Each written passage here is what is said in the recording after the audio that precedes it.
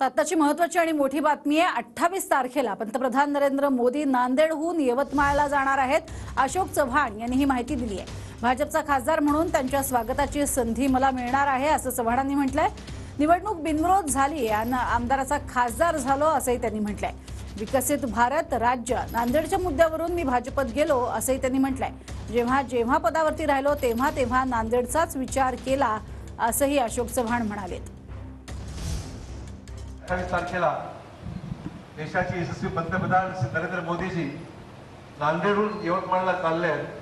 त्यांचे स्वागत करण्याचा मला पहिलाच प्रसंग या निमित्ताने भाजपचा खासदार या नात्याने मला प्राप्त होणार आहे। एक चांगली बात झाली की इलेक्शन हे बिनविरोध झालं आणि आमदाराचा खासदार झाला।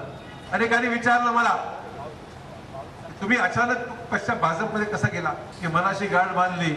विकसित भारत, विकसित महाराष्ट्र आणि विकसित नांदेड ही भूमिका घेऊन नांदेड जिल्ह्याची विकासाची जी भूक आहे ती भूक आपल्याला पूर्ण करायची आहे। ज्या वेळेस पदावर राहिलो त्यावेळेस नांदेडला झुकतं माप देण्याचं काम, त्या पदावर न्याय देण्याचं काम मी केलेलं आहे, ते मला आवर्जून सांगितलं।